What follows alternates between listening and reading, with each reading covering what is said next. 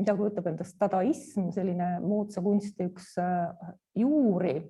Üldse võime öelda, et kaasaegsel moodsal kunstil on eelmise sajandi algusest 3 sellist juurt: abstraktsionism, dadaism ja sürrealism.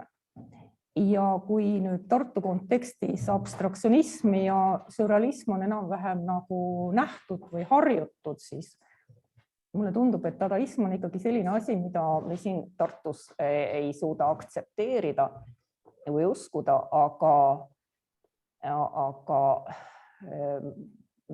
Ai Weiwei fännab seda ja on täiesti kompromissitu selle järgi ja ma võiks öelda, et mina samuti. Ja nüüd võib-olla selgitus veel nendele, kes Zoomi vahendusel vaatavad, et tegelikult need slaidid saavad kindlasti üles slaidilink sinna informatsiooni juurde või Orientalistika ringi Facebooki lehele. Et praegu ma olen siis sunnitud rääkima peast ja siis need vahepausid on siin nagu tulevad kindlasti. Nüüd ekraanil on meil siis Ai Weiwei selline heaka ja elukogenuna juba, aga läheks tema alguse juurde. Ta oli siis nimelt see Hiina kunstnik, ta ei ole mitte ainult kunstnik, vaid dadaism tähendab ka seda, et kunst seostatakse väga rängalt eluga või vahetult eluga. Ja no tähendab, kui seda algset mõtet nüüd lõpuni öelda, et üks rõhuasetus oli rääkida täna dadaismist ja teine rõhuasetus oli siis rääkida või vaadata, kuidas Ai Weiwei loengus taoism ja konfutsionism ilmnevad. Ja ma pakkusin need välja sellepärast rohkem, et need on Hiina päritolu sellised mõttesüsteemid, aga loomulikult tuleks sinna juurde liita ka budism ja me räägime tegelikult Hiinas vist nende 3 asja väga sellisest omavahel põimumisest. Ja kui nüüd mõnes mõttes alguses tundub, et tuleks nagu Ai Weiwei puhul panna 2 sellist kokkupandamatut asja kokku nagu tuli ja vesi, et ühest küljest moodne kunst ja eelkõige dada ja teisest küljest Hiina traditsionaalne mõtlemine, siis võib-olla me lõpuks jõuame mingi sellise kokkulangevuse tõdemiseni. Nüüd Ai Weiwei siis oma esimesed 19 eluaastat, sündinud on ta 1957 ja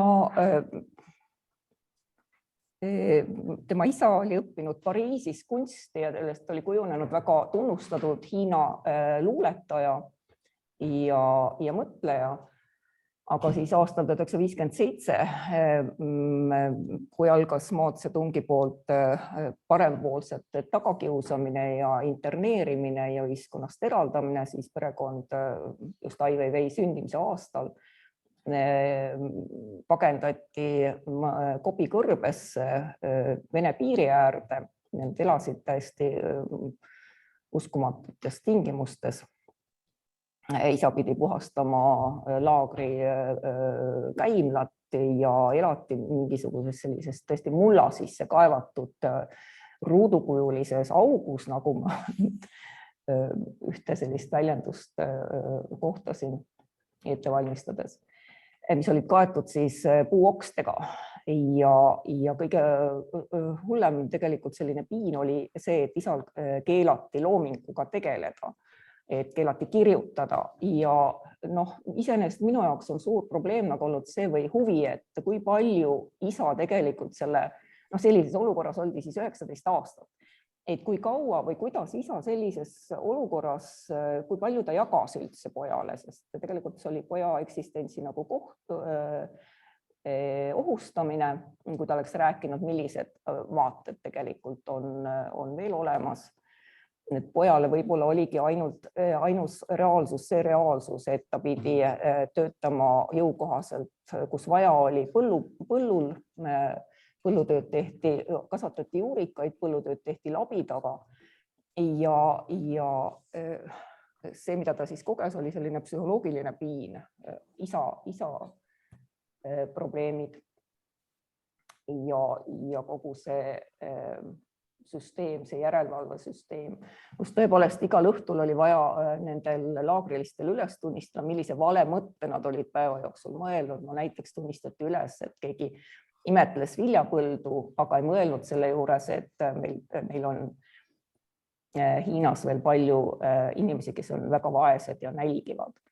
Et noh, see oli siis vale mõte. Igal juhul mingisugust isiklikku rõõmumõtet või isiklikku ego mõtet ei tohtinud olla. Ja Ai Weiwei, mõnes mõttes ta on siis kokku võtnud selle olukorra selle sama tööga Viiul 1985. Te näete siin see eksistentsiaalne äng või võimatus üleüldse eksisteerida on siin tegelikult hästi tugevalt sees, sest mõelge, kuidas on võimalik labida ka harmoonilisi helisid tekitada või kuidas oleks võimalik viiuliga põldu harida. Ja puuduvad siin ka keeled ja puudub poogen. Aga mis on nüüd oluline, et see töö on ready-made. Olete te kuulnud sellist väljendit? Väga hea. Ready-made, see on siis dadaistlik kunstivorm, dadaismi kunstivorm, mille võttis kasutusele Marcel Duchamp. Ja Marcel Duchamp ja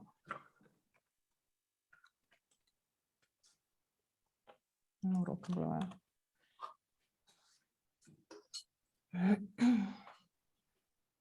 Marcel Duchamp ennast ei olegi meil siin, on okei. Ja tema kuulus Fontaine, siis mida ilmselt kõik teavad ja mida loetakse 20. sajandi kõige kuulsamaks, kõige tähtsamaks kunstiteoseks. Et lõppkokkuvõttest oli sedavõrd irriteeriv. No me teame tegelikult, et Hiinas on kuskil olemas kas Pekingis või vastav selline restoran, kus kõik nõud on selle potikujuga ja mööbel on selle potikujuga ja nii edasi, need huumor ruulib täielikult.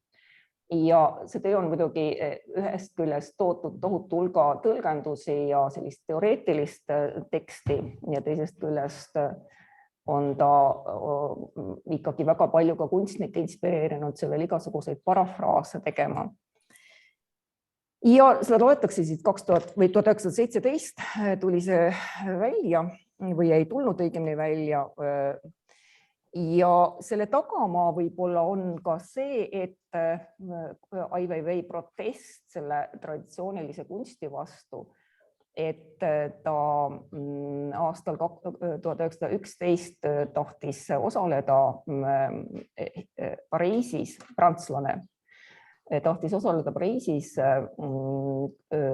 kubismi näitusel, aga selle organiseeritas tema 2 vanemat venda ja eesmärk oli teha selline programmiline kubismi näitus ja tõesti esitleda puhtakujulist kunstivoolu ja Marcel Duchampi töid, noorema venna töid ei võetud sinna. Ja see oli totaalne solvumine, ta andis endale lubadus, et ta ei maali enam kunagi. Ja kui ta siis 2000 või ta on ikka sajandi vahele jätta, 1913, kui tehti siis Ameerika ühe moodsakunsti, Euroopa moodsakunsti fännaja Gertrude Steini poolt Ameerikas Euroopa kunsti näitus ja Duchampi tööd olid seal ka esindatud, et samad, mida siis vennad ei võtnud näitusele Pariisis, saavutasid tohutu furoori Ameerikas, need osteti kõik ära ja siis aastal 1915 läks Duchamp ise järele. Ja muidugi ta pettus ka Ameerika kunstimaailmas ja selles kunstitööstuses ja nendes ikkagi mõnes mõttes või kindlasti vananenud vaadetes, iganenud vaadetes ja ta pidas vajalikuks ka seal provotseerida ja esitas siis aastal 1917 sellisele kollektiivselt organiseeritud näitusele, mille nõukogus seda veel ise kuulus. selle sama töö, aga see nõukogu, selle näituse nõukogu ei pannud seda tööd ka seal välja. Ja me võime öelda tegelikult, et kõik need asjad hakkasid laiemat kõlapinda saama 1950-ndatel, kui Euroopas tekkisid galeristid, kes hakkasid ja Amerikas tekkisid galeristid, kes hakkasid Duchampi töid näitama laiemale publikule ja sellest kasvas välja neodadaism ja popkunst ja kontseptualism. Ja Ai Weiwei rõhutab enda puhul väga siis just kontseptuaalset külge. Ja no, et mida määrab siis, kuidas määrab mingisugune isiklik eluseik maailma ja maailmakunsti saatust, mõnes mõttes võime nii öelda.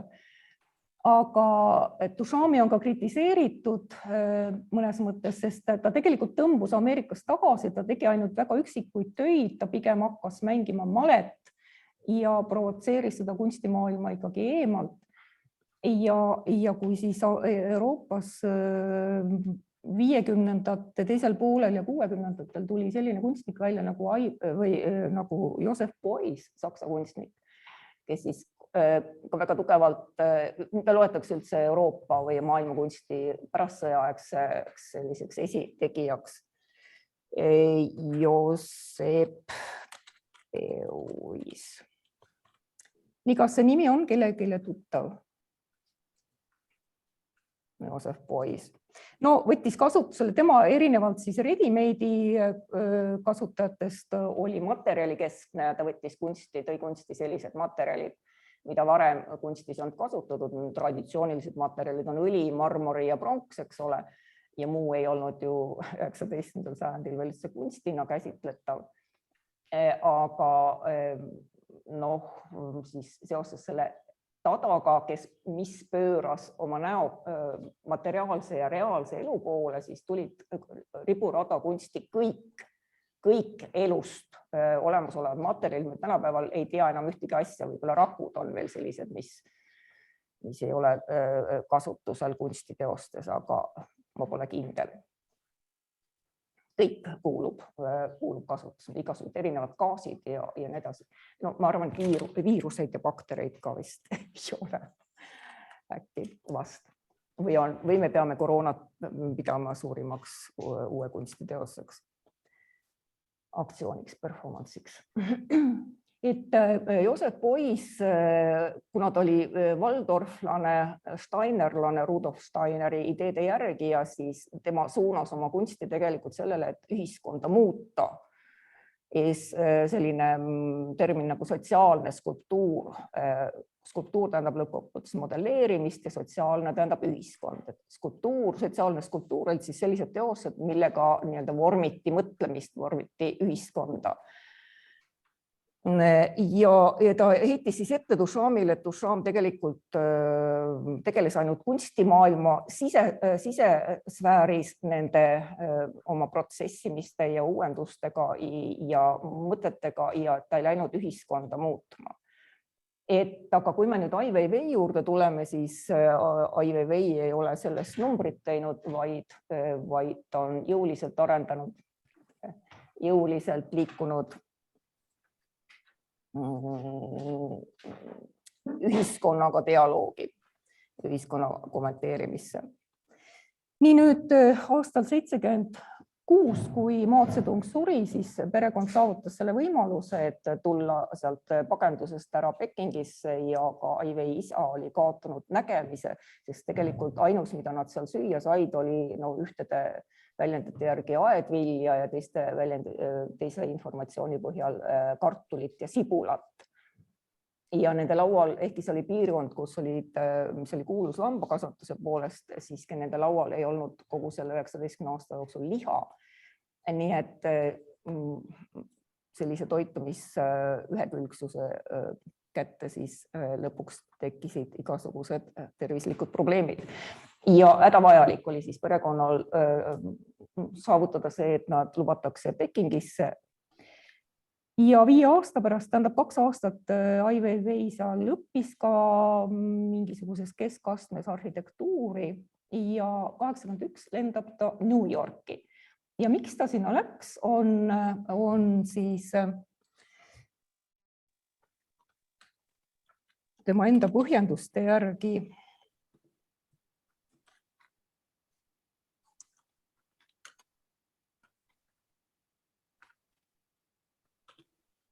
see propagandistlik moment, et Hiina propaganda järgi oli siis Ameerika kõige hullem ja inimvaenulikum koht ja halvem elamiseks inimesele ja kui propaganda järgi siis Hiinas elu kogu aeg progresseeruvalt paranes, siis Ameerikas väidetavalt kapitalismi ja elatustase käib päev-päevalt iga hetkega alla. Ja siis ta tahtis just näha, missugune näeb siis see maailm välja, kus on veel hullem elada kui Hiina. Ja no kui ta siis sinna Ameerikasse või lennuk kohale jõudis, siis kõigepealt pidi New Yorgi kohal pool tundi tiirlema ja ta nägi enda all tohutut tulede merd. Ja samas kui tema 19 esimest eluaastat olid ilma elektrita seal pagenduses olnud nii-öelda looduslikus valguses, mis on tegelikult võimsam kui elektrivalgus. Ja siis ta tundis, kuidas kogu see tema lootus, et ta oli jõudnud koju, et seal avanevad suured võimalused. Ja ta hakkas seal õppima disaini, tegelikult oli ta seal kokku siis 12 aastat ja lõppkokkuvõttes illegaalina ja tegi tuhandeid töid erinevaid, kaasa arvatud oli puusepp, oli koristaja, oli lapsehoidja isegi ja mingid veel kõikvõimalikud ametid, et elus püsida. Ja tema eesmärk oli siis, kui ta lahkus Hiinast, tulla tagasi ja saada Hiina Picassoks, et lüüa läbi sellise ekspressiivse maalikunstiga. Aga disainiõpingute raames jõudis temani selline tegelane nagu seesama Marcel Duchamp ja ta palus sõbral, kuna temal endal illegaalina ei olnud võimalik raamatukogust raamatuid laenata, siis ta palus sõbral laenata selline raamat, mis on siis Marcel Duchampi enda sellised kommentaarid ja kirjad ja ülestähendused. Ja ta ei tagastanud seda raamatut iialgi ja nagu ta ise on väljendanud, see raamat on talle retsepti raamatu eest, kuidas kunsti teha. Ja nüüd, kui edasi vaadata,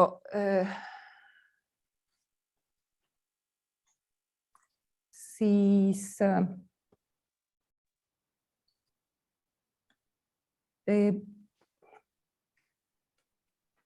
me peame järgmise asja võtma vist. Tähendab, kui ta nüüd tagasi tuli 1990, 12 aastat, 93, siis tuli tagasi, siis ta asutas Pekingis enda ateljee, saame kas seda vaadata.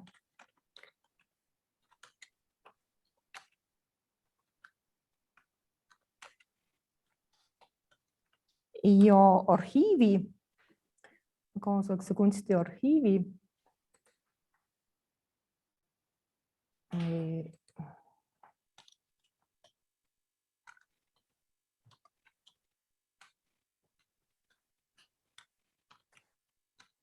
Kuidas see Peking inglise keeles kirjutatakse?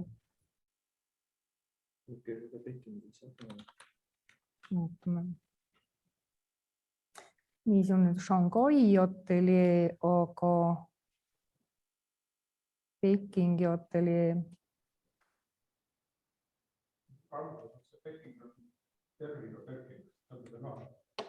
Mille ma maha tõmban? Mis mul siin on? Ja mitu Pekingit veel. Ja, aga see on ka head.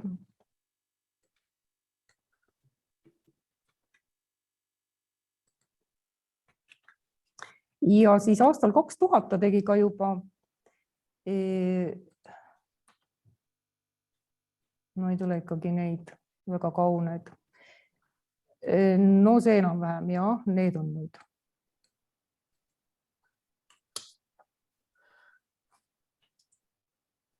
ja siis Ursma meile.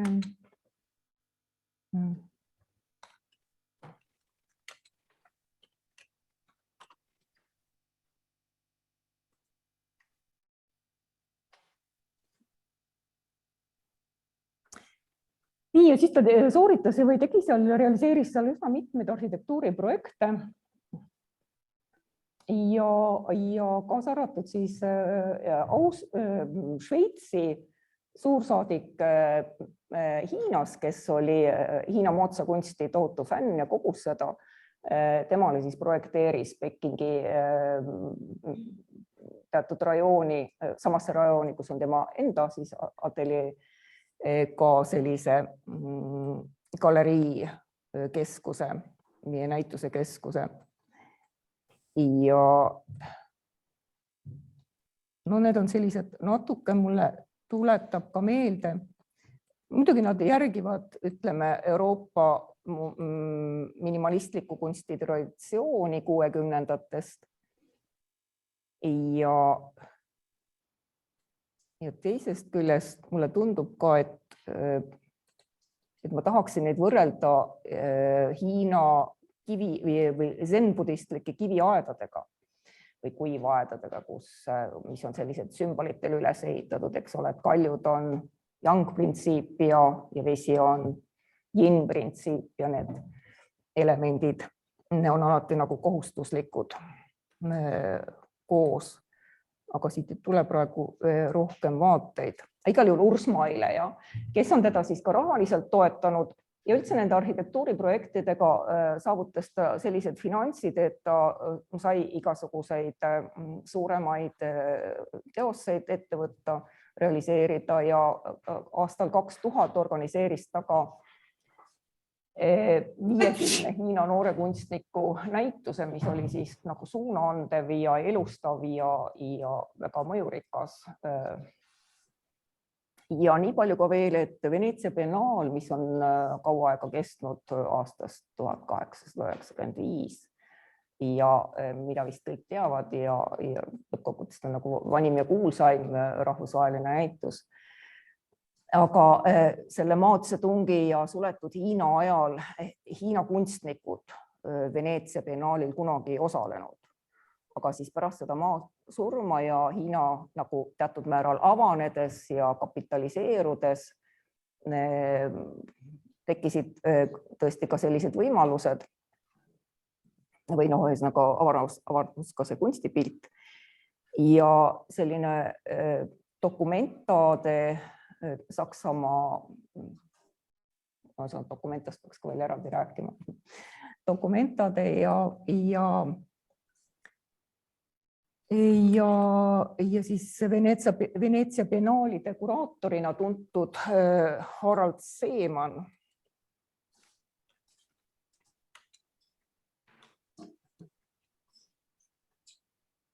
No dokumenta 5 võime siin välja võtta. Kuulus Šveitsi kuraator, väga selline, võiks öelda mõnes mõttes anarhistlik või pahempoolne ja sotsiaalse kunsti ja kontseptuaalse kunsti esindaja. No tema selline sentents on, et 20. sajandi jooksul Picasso on ikka jätkanud maalimist ja Duchamp on ikka jätkanud mõtlemist.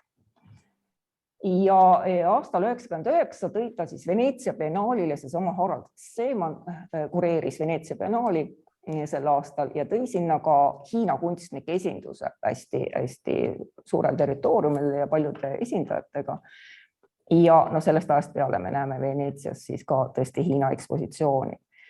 Et see oli nagu Hiina seostumine esimest korda ja üsnagi jõuliselt maailma kunstiareeniga. Ja Ai Weiweil olid selles omad ka teened. Ja siis ainult aasta hiljem tuli siis Ai Weiweilt endalt Hiinas see noortekunstnike, 50 noore kunstniku näituse organiseerimine, kureerimine. Nüüd edasi läheks siis Kasseli dokumenta juurde. Kassel Documento 12, oi.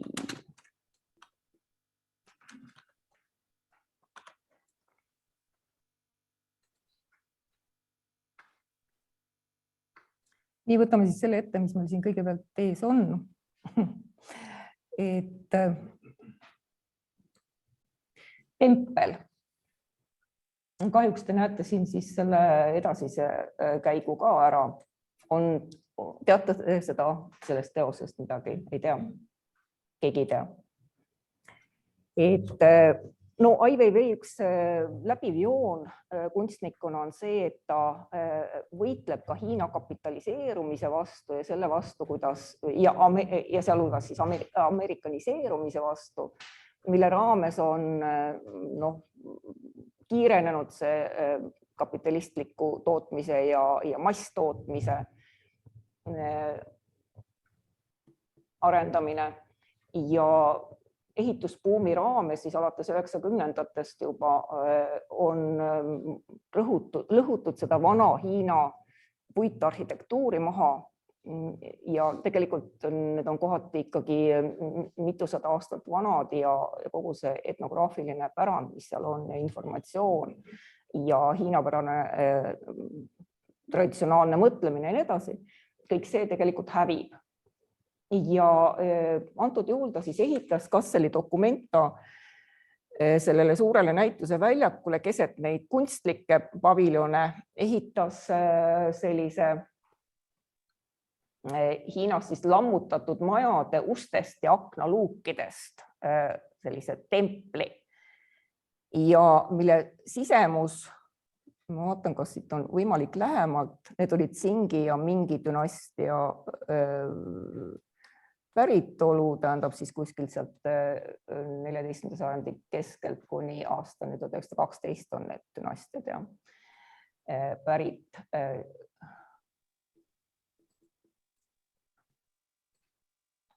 Lähemat vaadet siin väga ei ole, aga nad on kõik erineva sellise tekstuuri reljeefiga. Ja me võime öelda, et modernne või moodne taaskasutus ka, aga seal kaasas on tõesti see kultuuri, rahvusliku kultuuri informatsioon, selle säilitamise ja sellele tähelepanu juhtimise idee ja nii edasi. Aga kui me nüüd vaatame seda templi vormi, siis see tuletab ikkagi meelde üsnagi sellist taoistlikku üht põhiprintsiipi ja mis on ka budismis, ma arvan, põhiline. Mul on kogu aeg kummitab, ma olen jõudnud täna konkreetselt järele vaadata, mis tähendab šunjata. Et see on budismis, kas sa ütleksid, Mart? Tühjuses, näed, jah. Ja mul oli isegi seal slaidides üks Zhuangzi mõned need stroofid sellest, kuidas ta siis seda tühjust hästi dünaamiliselt avab. Ma ei suuda seda reprodutseerida siin peast. Aga igal juhul jah, tühjus ja minu nagu tunnetus oli selline, ma ei leia siit praegu sellist pilti, kus Ai Weiwei, see on üks selliseid Ai Weiwei reklaampilte, kus ta seisab seal templi keskmes.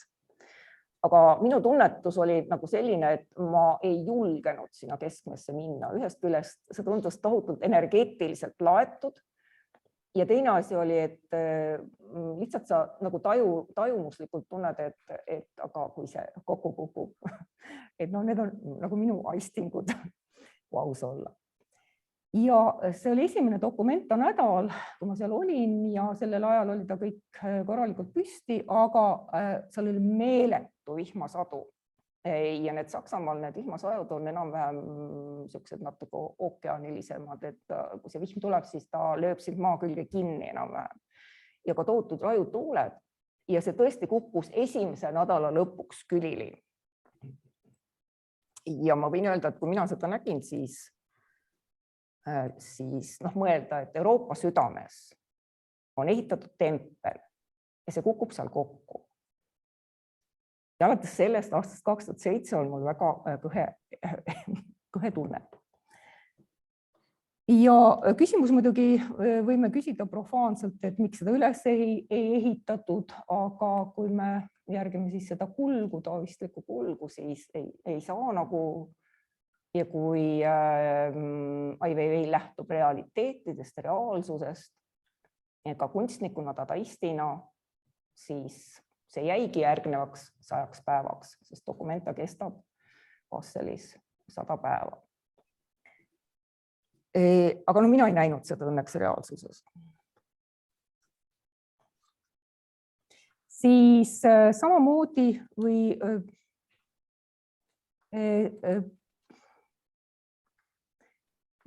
tegelikult me saame veel 3 teost käsitleda, õigemini 4 peaaegu. Teine töö oli tal siis muinasjutt ja 1001 külalist, 1001 Hiina külalist Kasselis.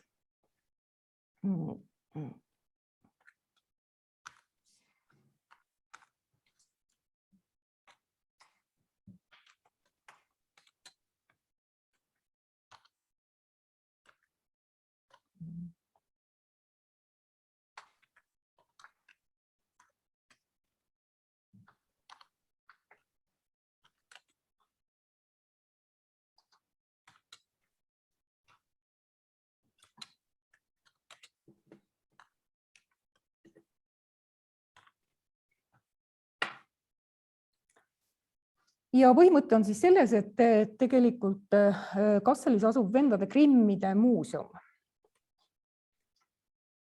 Ja loomulikult neil on see 1001 muinasjutud ja nii edasi, kõik muud muinasjutud. Ja Ai Weiwei tegi siis sellise projekti, ma tegelikult jäi rääkimata New Yorgist üks kogemus, hästi oluline kogemus, mida ta võiks nimetada kultuurišokiks. Et kui ta kõndis New Yorgi tänaval, selle umbes 24-5-aastase noore inimesena, kes on 19 aastat elanud kinnises tsoonis, siis ta kus tema igat mõtet kontrollitakse, siis ta ühel hetkel tabas, et ta läheb mööda New Yorgi tänavat, seal on tohutu hulk inimesi ümberringi ja mitte kedagi ei huvita see, mida tema mõtleb. Aga aga mida ta siis mõtleb, küsis ta järgmisena endalt, et mis on siis täiesti tema mõtted, mida ta võiks mõelda. Ja sellest nagu tuli siis see egotaju ja ego ülesehitamine. Ja nüüd ta siis tegi hiinlastele, oma kaasmaalastele samasuguse võimaluse kogeda täiesti eksistentsiaalset sellist vapustust. Ja ta tõesti tõi siis 1001 hiinlast, kes iial ei olnud Hiinast väljast käinud, nende seas oli kõikvõimalik erialade esindajaid töölistest ja talupoegadest ja üliõpilastest kuni politseinike ja kelleni iganes haritlasteni. Tõi neid 200-liste gruppidena, korraga 1100 oleks olnud raske seal Kasselis majutada ja nii edasi, aga 200-liste gruppidena nad kõik viibisid 2 nädalat Kasselis. Ta toitlustas neid, ta muretses nendele peavarju, majutas ja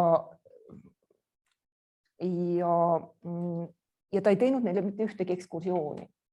Ta võtnud neid niimoodi hanereas nagu lasteaiakasvataja lapsed võtab ja viib kõndima.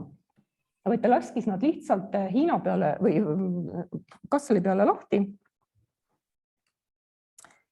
Ja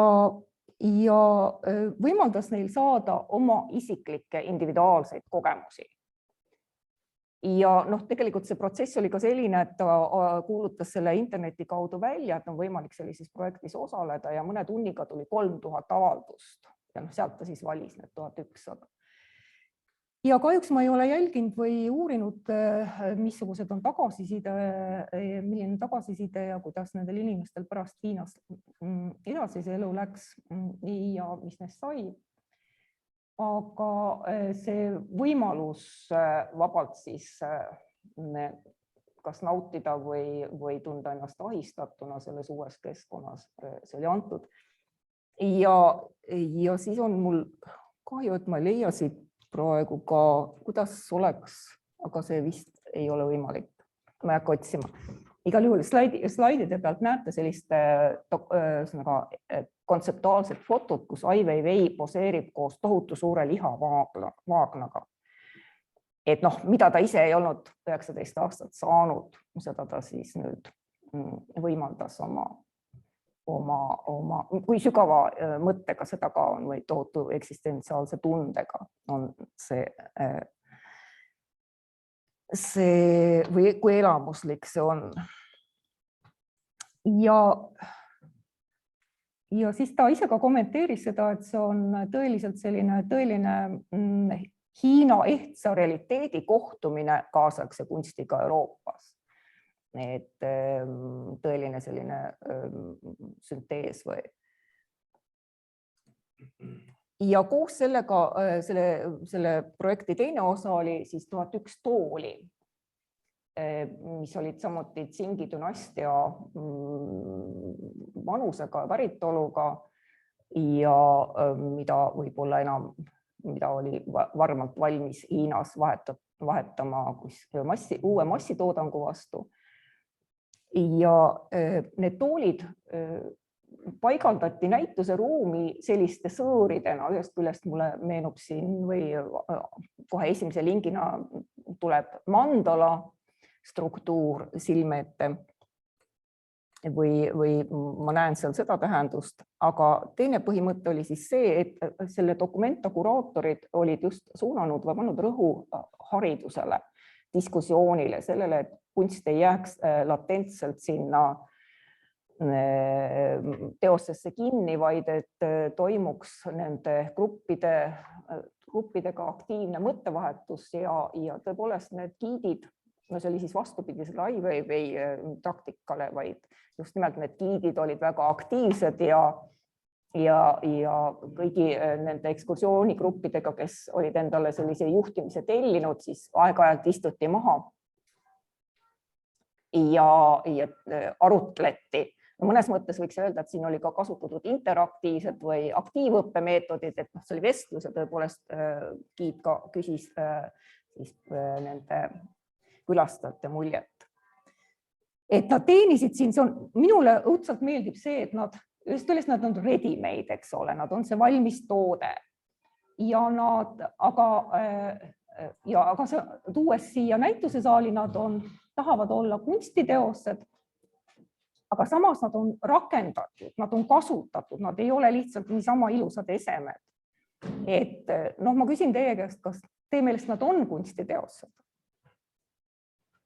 No nad on muidugi rahvakunstiteosed omast ajast. Aga kas nad on moodsa kunsti mõistes kunstiteosed?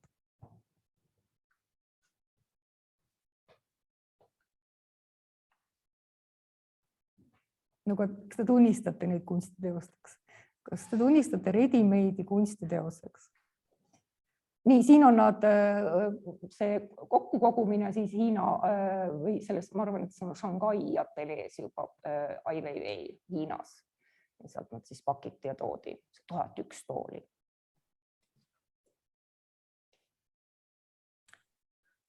Nii, aga juba see, et nad on teistmoodi installeeritud, nad on hoopis teistsuguse uue otstarbe saanud, dadaistliku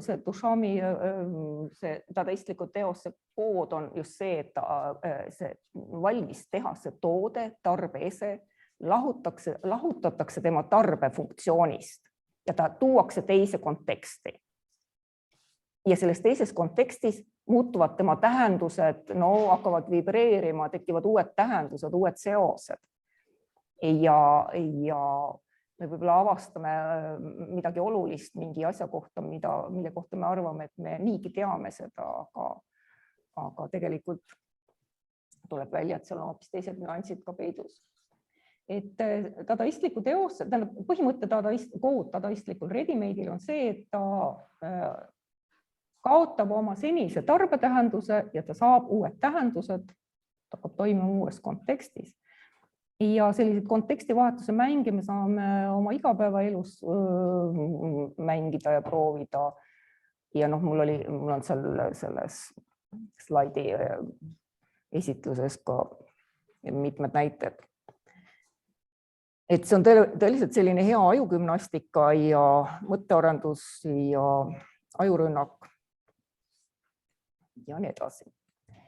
Nüüd siis nägime me siin ka ühte teist teost, mis oli natuke traditsionaalsem, mis Ai Weiwei väljas oli. No siin on väga hästi need toolid, nad on tegelikult nii atraktiivsed. Nad on muidugi rahvakunst, aga seal Kasselis nad muutusid ikkagi mulle täielikult tundub, nad muutusid täiesti kunstiteoseks ja skulptuurideks.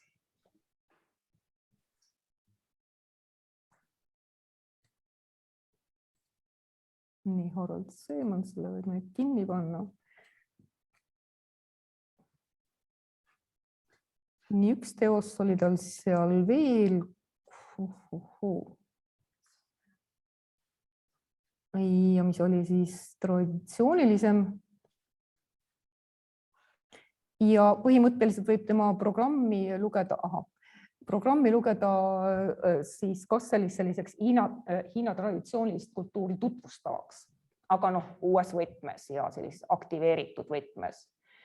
Ja kolmas töö oli siis selline hästi miniatuurne, see on laine prototüüp, ta oli ainult 12 sentimeetrit kõrge, aga ta on mitmekorruseline ja tohututes vahurullides. Ja selle skulptuuriga ta siis haakus või enda sõnade järgi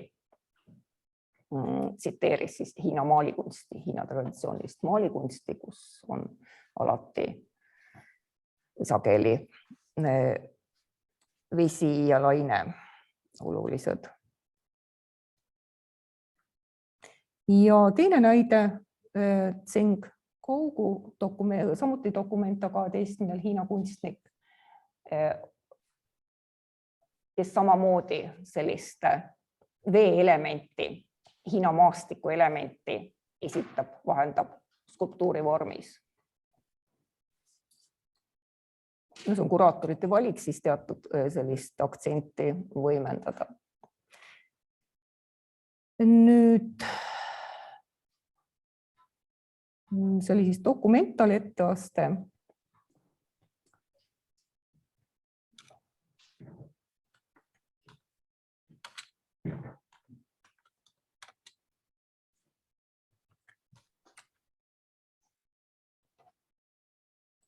Kuulsin, et sellest on ülikooli raames räägitud kultuuri. Et kas kõik on teadlikud sellest 2010 Tate Modernis Londonis toimunud Ai Weiwei näitusest,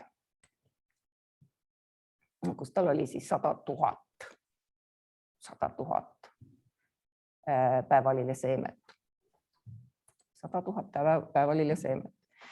Ja selle kohta on tegelikult väga hea 15-minutiline video, kuidas ta näitab, kuidas ta traditsioonilisel viisil Lõuna-Hiina sellisest väga kvaliteetsest savist vanade selliste vesiveskitega poolkäsitsi jahvatab selle tõeliselt kvaliteetse algmaterjali.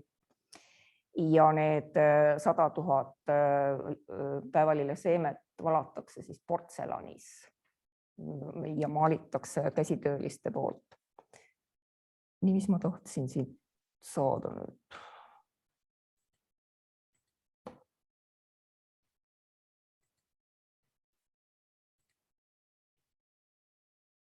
Aha.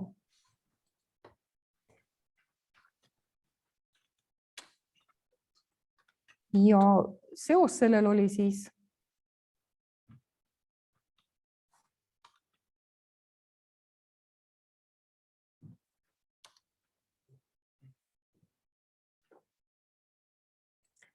Hiina poliitikaga, kuidas Mao Zedongi ajal oli levinud see põhimõte, et Hiina rahvas on nagu päevavliljed, kes pööravad oma õied Mao Zedongi kui päikese poole. Ja sealt siis hargnes kogu see Ai Weiwei päevalilleseemete teema. Ja lõppkokkuvõttes sümboliseerivad need siis seda 100 000 Hiina alamaksustatud või pooltasustamata tehasetöölist ja ta toob siis need sellise Hiina materiaalse rikkuse loojad talluda Euroopa kunstimaailma ja publiku jalge alla.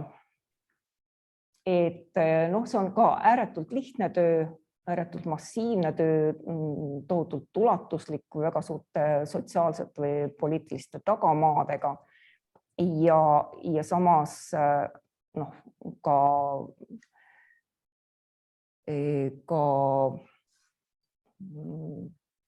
rääkimata maht on muidugi selline, see monumentaalsus on sedavõrd võimas, et see lööb. Aga noh, mõneti võib öelda, et seal ei ole ju midagi, seal on ainult need seemned ja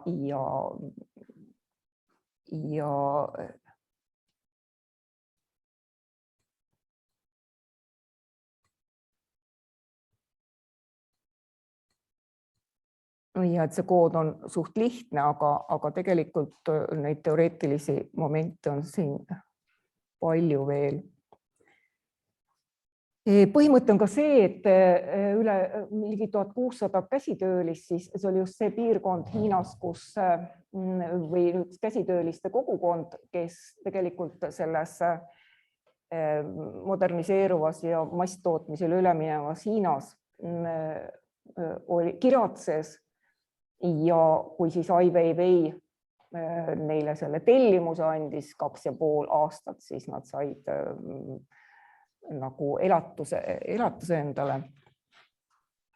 Aga põhimõte on see, et need 1600 portselanimaalijat, nad maalisid iga selle seemne käsitsi ja iga see seeme tuli natukene erinev. Nii et selles mõttes see 100 000 seemet on kõik ikkagi nagu indiviidid ja individuaalsete omadustega. Ja lõppkokkuvõttes tahab Ai Weiwei sellega näidata, et need töölised, keda me ei hinda, on tegelikult kõik erinevad ja erilised ja hindamatud. Ja et nad kokku moodustavad tegelikult väga suure jõu ja väärtuse. Et siin on see üksiku ja üldise teema või indiviidi ja ühiskonna teema. Lõppkokkuvõttes see suur mudel indiviid või üksik ja üldine või indiviid ja sootsium, see on läbiv konfrontatsioon, läbiv vastasseis tegelikult kõigis kultuurides. Aga noh, selline väga massiivne ja diskreetne. Massiivne, diskreetne lahendus sellele. Ja muidugi, kui selles slaidiprogrammis on see videoga olemas, ma väga soovitan seda vaadata, sest seal ta vestleb ka nende käsitöölistega ja üleüldse väga selline inimlik ja soe ja samas võimas ülevaade.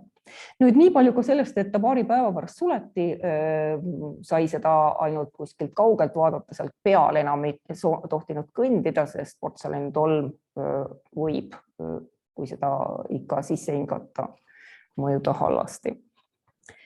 Aga selle töö puhul siis esiteks see töö ja mõnes mõttes ta ikkagi või küllaltki kritiseeris, ehkki teisest küljest ta nagu ikkagi propageerib Hiina traditsioonilist mõtlemist ja ühiskonda ja Hiina kui sellise potentsiaali, siis samal ajal, kui see näitus lahti oli, algasid need Hiina võimude repressioonid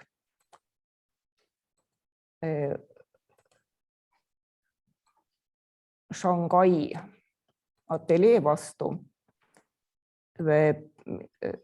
Ai Weiwei Shanghai ateljee vastu, mis siis väideti, et see on, nägi see välja sellise totaalse uhke ruumistuna, kus tõepoolest saab suuri projekte realiseerida. ja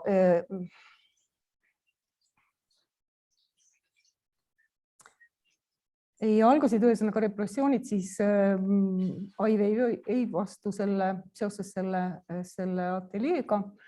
Ja väidetavalt siis oli see ebaõigelt või ilma loata ehitatud.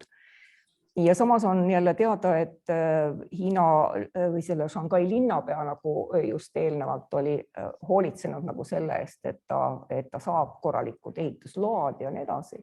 Ja mõnes mõttes võib tagantjärele mõelda, et see oli ka vahelevõtmine. Et siis korralikult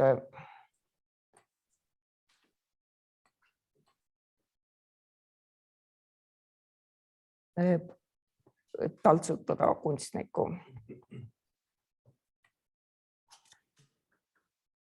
Nii, ja kuna meil lähenemine on vähem, ma hakkan juba ära väsima selle peast mõtlemise peale. Nüüd on meil vaja midagi veel üles leida.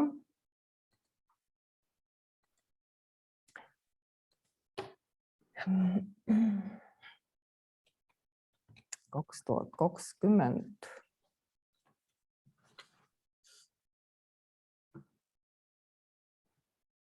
See on kaitserõivastusi inglise keeles. Saan saksa keeles kirjutada.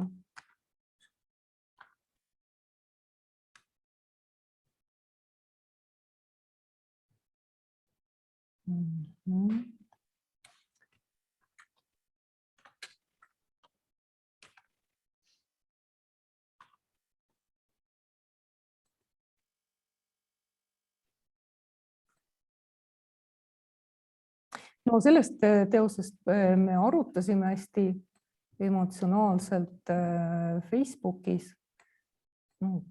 Selle me saab võib-olla ka loengusse sisse panna. Aha, väga hea, tuli välja. Nii, see on siis valetpidi või teistpidi ühendatud kaitseülikonnad.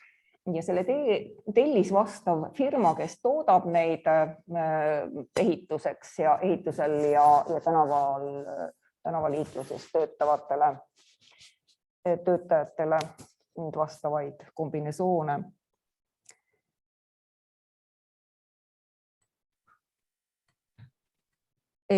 Ja võimaldas siis Ai Weiweil oma tooteid vabalt kasutada, valida sealt ükskõik, mida ta iganes tahab, mis tal idee tekitab. Ja no me näeme jälle ikkagi järjekordselt, et see on ready-made, see on valmis toode, sellesama firma tooted, ei ole midagi seal muutnud, aga ta on teistpidi kokku pannud.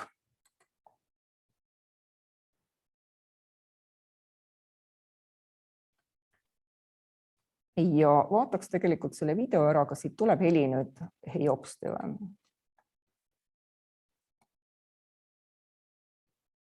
Või meil on mingid kõlaritega ühendust vaja?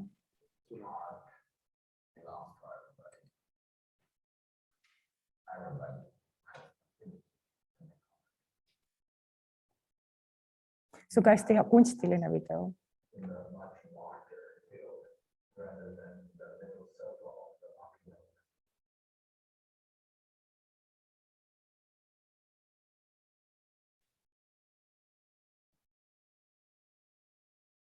See ehitustellingu osad.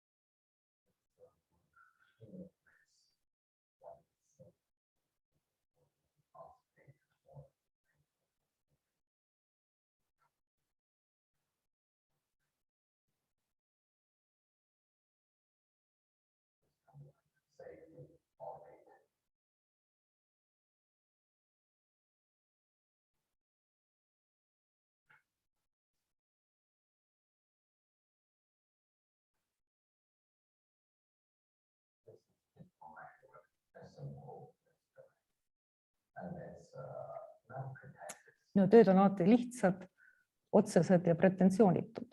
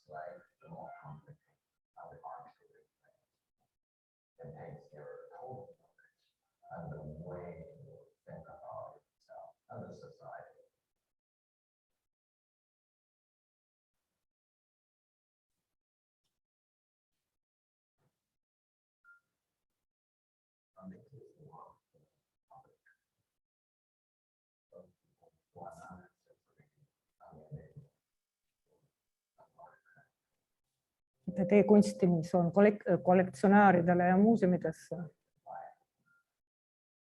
või mis on kõigile teile.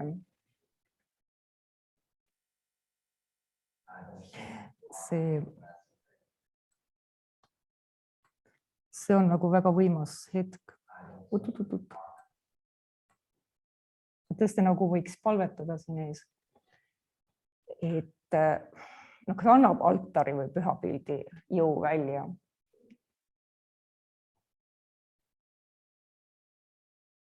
Et lõppkokkuvõttes see on päästmine või kaitsmine. Aga kui nad on niimoodi ühendatud, see on hästi vastuoluline, kui nad on niimoodi ühendatud, siis mida see ütleb päästmise kohta või kaitsmise kohta? See tähendab seda, et see sõltub mitte ühest, vaid paljudest.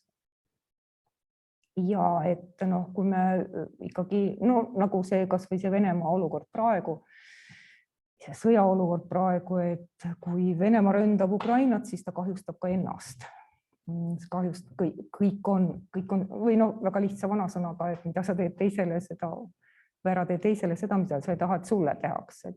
Kõik on maailmas kõik väga seotud. Aga samas, kui see, okei, need riietus on selline, et ta peab nähtavaks tegema selle töötaja. Ja samas need tellingud on tõesti sellised, kus kõrgel töötatakse. Aga kui need päästeülikond on pandud selliselt nagu hädalipp kõrgele tõstetud, nagu merehädalised lehvitavad, siis on tõesti see, et anume päästmist, anume kaitset.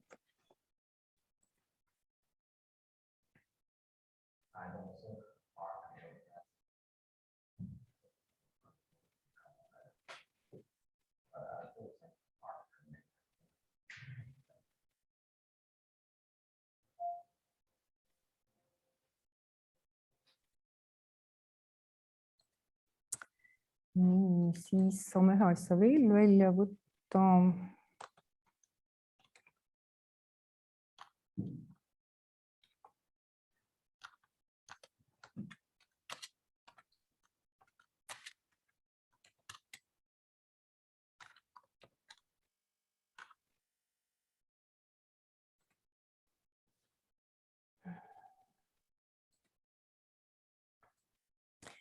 Et ta tõesti teeb kunsti, mis on siin ja praegu, mis toimub siin ja praegu. Ja see on siis paat põgenikele. Antud juhul see oli siis 15. aastas Euroopa üle Vahemere. Ja see on tõesti kummipaat, see materjal on kummis, siin on 300 reisijat või põgeniku peal nii mees, nais kui laste figuurid. Nad on näotud. Ilma näota, üldkuju, ja nad on tehtud samast materjalist, millest olid tehtud need päästepaadid, millega need Aafrikas sealt üle Vahemere tulid. nii et selles mõttes ka selline tööstuslik, nagu justkui tööstuslik tootmine, aga mõnes mõttes siin me ei saa öelda, et see on ready-made, vaid puhas ready-made, vaid ta kasutab mingit tööstuslikku momenti või võtet või tehnoloogiat, aga siis kunstniku idee on, üldse idee on alati nendest teostest kõige tähtsam. Ja kuidas need on modelleeritud, kui te hakkate mingit sellist küsimust esitama, siis seda ma ei tea. Aga mõjub ka võimsalt. Ja ühte asja prooviks veel leida, mis nüüd aastal 2022 tal lõpuks valmis sai.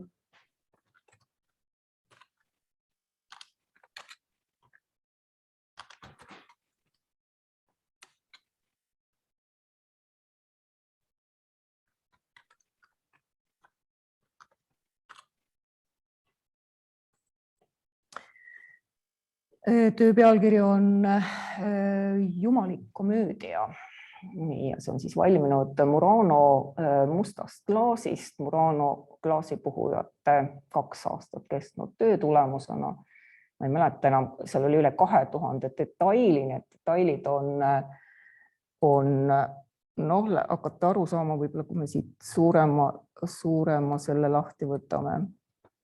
Need on kehaskeleti kondid ja kolbad, millesse on siis kokku pandud see tohutu kroonlühter. Mõõdud on 6 meetrit korda kõrgus 9 meetrit.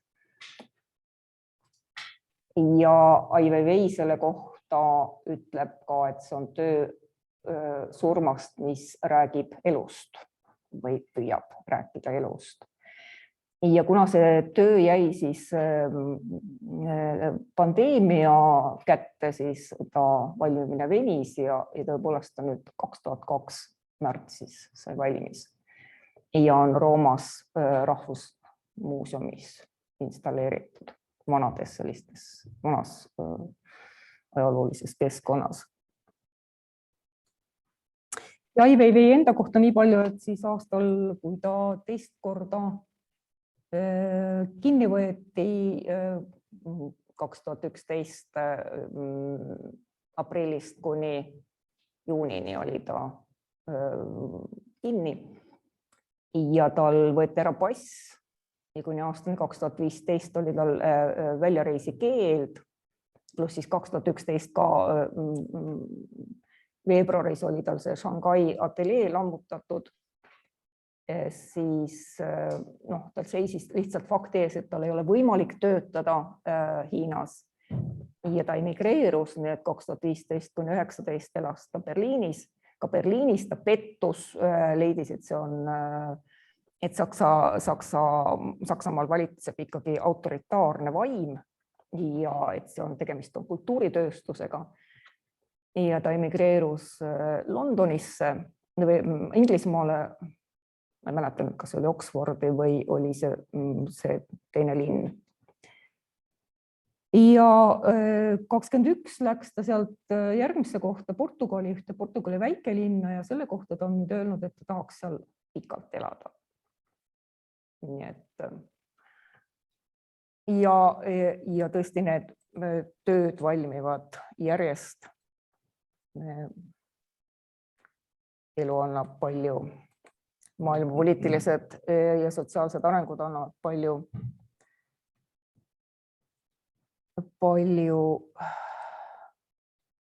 pidevalt palju ja tungivaid impulsse. Ja kui Ai Weiweilt üks intervjueerija küsis tuleviku kohta, siis ta ütles, et me oleme nagu tuleviku ära kasutanud juba. Me kasutame kõige vaesemaid või tarbime, me oleme tulevikku ära tarbinud, oli see väljend, et me tarbime kõige vaesemate inimeste, kõige vaesemaid inimesi ja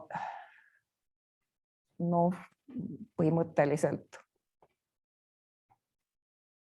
oli see otsus suhteliselt pessimistlik, aga samas kõigi nende oma väljaütlemistega ta siiski, no muidugi need viimased tööd, selle kaitseülikonna ja siis see päästepaadi tööd on sellised totaalsed ja rängad oma sõnumis, aga kuni sinnamaani, kuni aastani 20 ta ikkagi väga palju intervjuudes rääkis ka sellest, kuidas ühiskonda parandada, kuidas inimest parandada. Et selline konfutsiaanlik vaim oli seal sees. Et kui me saame õiged ja võimekad ja kohased valitsejad, siis ühiskond muutub paremaks. Ja ma väga soovitan ka sellist asja, mul on link olemas seal slaidi programmis, kus ta annab oma pojale intervjuu, see on siis pagendus või nüüd emigreerununa aastal 20. See poeg võib olla kuskil selline 8-aastane poiss. Et pealkiri on Ai Weiwei vastab oma poja 20 küsimusele. Ja ta põhjendab seal ka seda, et paljud tema kaasvõitlejad, mõttekaaslased Hiinas on vangistatud ja nendest levitatakse loomulikult sellist valeinformatsiooni, kaasa arvatud järeltulevale põlvkonnale. Nende lapsed ei teagi tegelikult, kus on tõde, mis nende isa tegelikult on, milline on tema seisukoht ja maailmavaade ja teod. Et siis intervjuu on ka selline mõnes mõttes kontseptuaalne, et ta oma pojale räägib. Kuidas ta räägib oma pojale oma põhimõtetest, see on eraldi väga inimlik, ütleme siis nii. Et ma selle pingutusega lõpetan siis.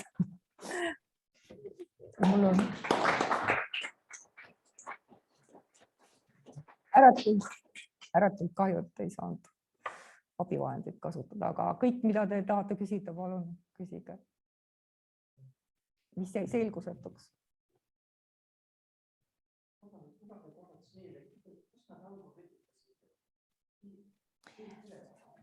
See oli, nad saadeti kuskil 300 000 kultuuriinimest, haritlast saadeti Mao Zedongi poolt asumisele ja nad on põhimõtteliselt vangilaagris või ümberkasvatus. Hiinas öeldi neid ümberkasvatuslaagrid. Ma sellest ei olegi aru nagu saanud, kas ta ütleb seda sündimise aastal, et kas ta sündis siis ära Pekingis või ta sündis seal pagenduses. Pole ka vahet.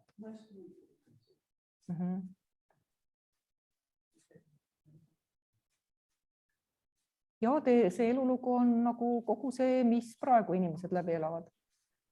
Et selles mõttes ta on oma kogemuse põhjal väga sügav mõtestaja. Aga muidugi tähendab, kui te interneti lahti lööte, on tohutult materjali, tohutult erinevaid töid, paljusid, mida ma siin oleks väga tahtnud ka rääkida, aga paljud tööd on tal nüüd ka sellised ökoloogilise kallakuga, kus ta mingi hiidpuu 32-meetrine rauast modelleeritud, ma ei mäleta kus, aga valatud üles või välja töötatud, valmistatud Hiinas. 32-meetrine selline vana puu, aga ilma lehtedeta selline tüvi ainult ja harali arud, millega ta siis, mis on suunatud nagu Amazonase vihmametsade maha raiumise vastu. Et selline ökoloogiline väljund on ka. Kas sa ka vihjeid, et kes nagu finantseerib, need on ju õudselt kallid projektid? See on totaalne. No see mul jäi nimetamata, et ta... Ja, et see, korra ma mainisin seda, et need arhitektuuriprojektid andsid talle, sest ta on ikka hästi palju projekteerinud ja see tema enda Pekingi ateljee oli selline, või oli see Shanghai ateljee, ma arvan, et see oli Pekingi ateljee. See sattus maailma mingisuguse arhitektuuriajakirja esikaanele ja siis see levis, et ta sai tohutul hulgal selliseid projekteerimispakkumisi. See toob tegelikult palju sisse, pluss siis Urs Maile toetus, Šveitsi rahad ja siis mida ta tähendab, üks moment oli see, kuidas ta tegelikult ju osales Pekingi olümpiastaadioni projekteerimisel ja see oli ka selline asi, kus no see nimetus oli linnupesa, aga see oli jälle tsitaat Marcel Duchampi sellest esimesest pissaaripotist, sellest fontäänist 1917, esimene ready-made, eks ole. Ta oli selle kujuga tegelikult. Duchamp on rõõmustanud sellele, et prillaud korralikult. Aga mida ta selle all mõtleb, kuidas ta, me ei tea keegi, mida Duchamp mõtles tegelikult oma potiga. Mina tegelikult eile mõtlesin või üleeile mõtlesin seda, et ahaa, et see näitas seda, et ka USA, ka Ameerika kunstimaailm on üks peldika. Et sellega, aga kunstimaailma ükski teoreetiline artikkel ei kasuta sellist tõlgendust. Nad räägivad ikka sellest, et see pott on niimoodi ümber keeratult. Kuidas ta selle esimese ready-made'i, mis nii-öelda kunstiajalukku on läinud, tegelikult on tal 1913 ka juba need jalgrattarattaga taburet ja igasugused muud väiksemad asjad. Mis aastast see 17. 1917. Et mida ta sellega tegi, ta asetas selle ju külili ja et selliselt annab ta nagu Buda kuju välja istuva, mediteeriva Buda, mis on kohane öelda orientalistika ringis. Ja siis signeeris sinna R-Mutt. Midagi sarnast oli tegelikult Santehnika firma New Yorgis, selle omanik. Aga ta natuke muutis seda. Ja sellised väiksed muutused, aga ja pluss siis vahetas konteksti, viis selle nii-öelda kunstinäituse saali või tahtis, vähemasti esitas kunstinäitusele, aga seda ei pandud välja, see olevat seal kuskil tagaruumis olnud, siis pärast kaduma läinud. Ja need, mis hiljem 50-ndatel tehti, lihtsalt keegi galerist tellis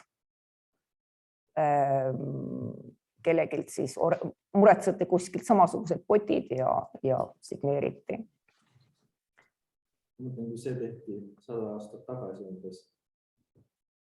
100 aastat järjest pandud erinevad asju muuseumi ruumi. Mis on nagu uuendus? No selles mõttes, et igaüks on nagu oma käekirjaga. Duchamp, me näeme tegelikult, et Ai Weiwei on läinud ja sinna, et ta modelleerib nagu ise need. Et ta kasutab küll, ta saab energiat, ta saab materjali, ta saab ideid, ta saab seda mõttejõudu või ütleme seda intellektuaalset materjali, saab ta sellest reaalesemest. Aga ta tihtipeale modelleerib selle ise. Tegelikult Ai Weiwei puhul on väga oluline ka need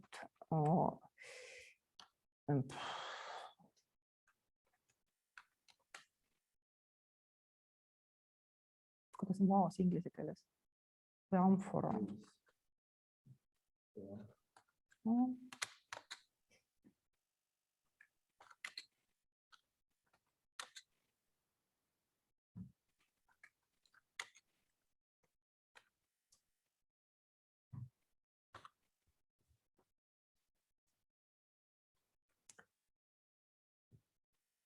No ei tulnud seda, mida ma tahtsin. Seda fotoseerit. No, aga me saame seda ka teha. Ja.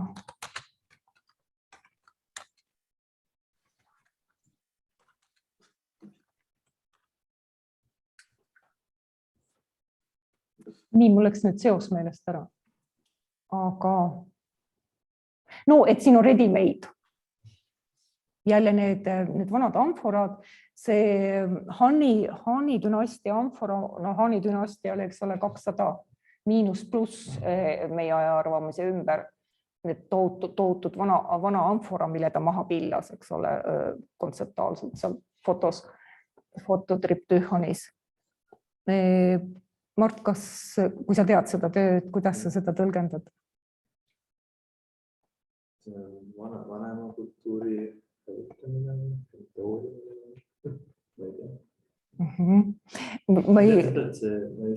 Siin kahjuks ei ole see foto praegu, te teised keegi ei ole näinud, jah?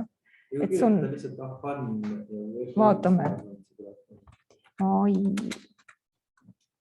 See on ka hästi oluline avav töö, mulle hästi diskreetne ja kihvt. Han ja mis see vaas võiks olla? Hantsu. Vaset. Ja, no super. No, see on selline fototriptühon. Mulle meeldib seda näidata niimoodi, et näitab selle 2 esimest osa ära, kus tal on see vaas käes. Hanni dünastia vaas on 2000 aastat vana. Ja siis teine on see, kus ta pillab teda ja et ma olen seda loengutes näidanud, siis ma küsin, et aga mis te nüüd arvate, mis 3.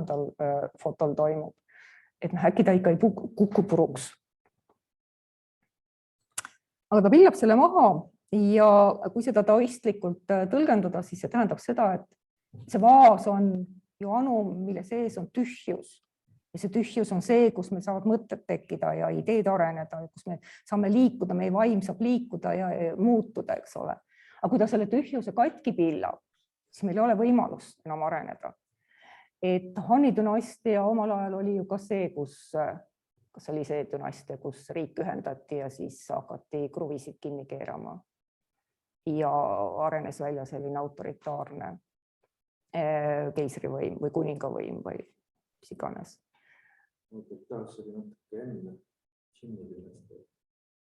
No, ma ei ole väga kindel. Et aga see tühjuse kontseptsioon siin kindlasti on, et see kui ja et ta on sellise kivimüüri taustal, kus võib-olla on inimesi maha lastud, ehkki ma ei tea, kuidas Hiinas see mahalaskmine käib, võib-olla ei käi müüri ääres. Siis, aga mingi mõte on sellel ka, et müür on ees või et sa oled suletud ruumis, sul ei ole rohkem võimalust kuskile minna, see ei ole avatud. See ei ole avatud keskkond, kus ta seda teeb. Ja teine asi, et see vaas siis oma selle tühjuse ruumiga puruneb. Kas ta ise on seda kuidagi tõlgendanud ka? Ma ei ole seda lugenud kuskilt. Ja esimene reageering on muidugi see, et kallis vaas läheb nüüd katki. Ma olen näinud, kuidas muuseumis keegi tegi seda järgi. Mingi vaas, aga kallis vaasid välja, sest ta seisis. Ja see kulus kukkuda ja tõesti siis maksab siia maani kirjutada. No, kus muuseumis see oli? YouTube'is oli üks video, keegi telefoniga filmid. Aga kas ta võttis selle siis vitriinis seal või? Näe, see oli nagu pandud mingi alusele, ta väikse seisis sinna kõrvale, lõi selle lõpus kukkuda. Ja siis tuli turvamine. No siis juhtuski see, mis ta tegi, et kukutas selle ja siis ei olnud enam vabadust. Ei, seda ei teinud Aivar Jõi. Ja ma ütlengi, et sellega juhtus siis see, et siis...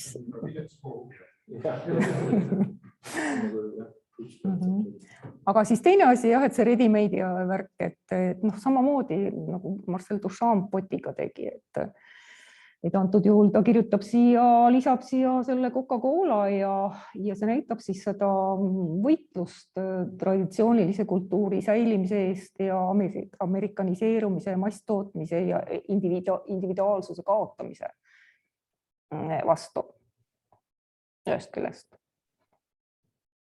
Kultuur säiliks teisest küljest. Kas ta Hiinas saab reisida, käia, käite seal või ei käi? No ei, ta ei ole nüüd aastast 2015 seal enam käinud. Ja nüüd on see pandeemia, ta on kritiseerinud, ta on teinud näiteks ta teeb seal alates, tähendab esimene kokkupuude tal politseiga oli 2008, kui ta täielikult läbi peksti, nii et tal oli pärast vaja niimoodi, et tal tuli teha ajooperatsioon. Et nendest paraneda. Ja siis ta tegi sellest esimese oma dokumentaalfilmi. Dokumenteeris kõik selle peksmise ja nii edasi. Ja siis nüüd selle pandeemia ajal ta samamoodi ilmutas sellise dokumentaalfilmi, kus ta kogus nende Wuhani inimeste, tavainimeste lugusid et no ma arvan küll, et ta sinna nii väga tahab uuesti minna, sest see oli ka väga huvitav niisugune sentents, et need võimud, kes ta siis vabastasid, ütlesid, et me vabastame sind või teid, aga me ei pea seda tegema. Me vabastame sind, aga sa aga vabalt sa võid ka siia igavesti jääda. Nii et teist korda ei tahaks nagu katsetada enam seda. Selle aasta alguses enda ründamängina intervjuud.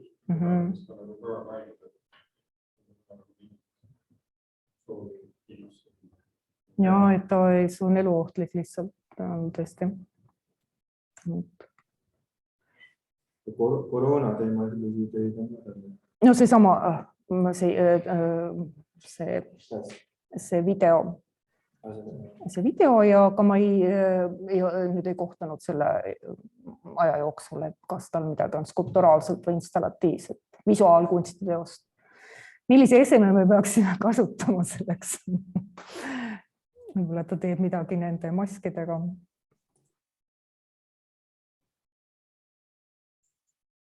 Millega iganes. Aga no... Ka need uksed, mis kinni keevitati, et välja ei Niisugused, kus? Karantiin oli Karlist. Hiinas, jah. Ilmselt see on kõik seal videos dokumenteeritud.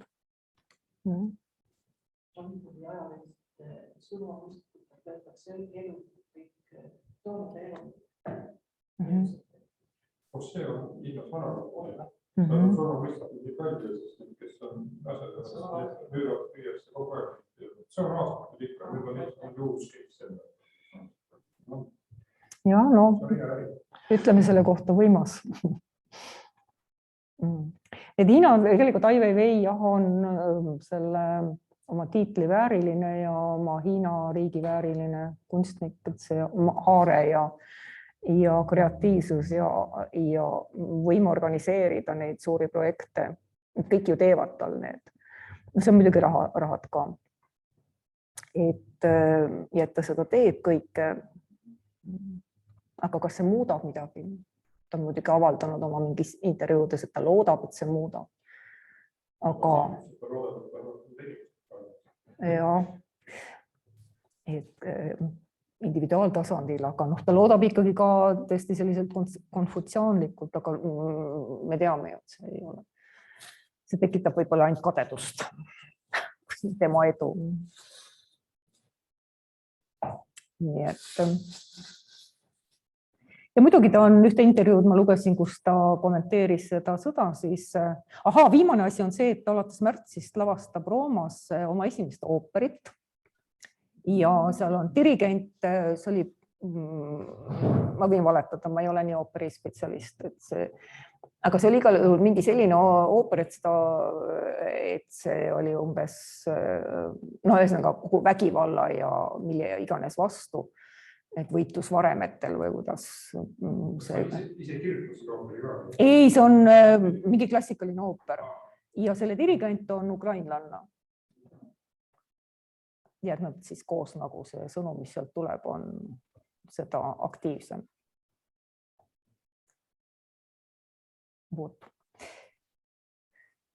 Nii et, ma tänan.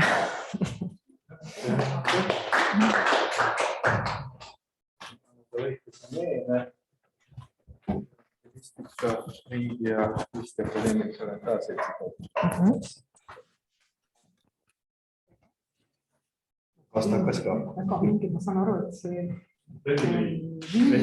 ready-made ja nii vinge see, et see ei ole suletud, vaid avatud see ring.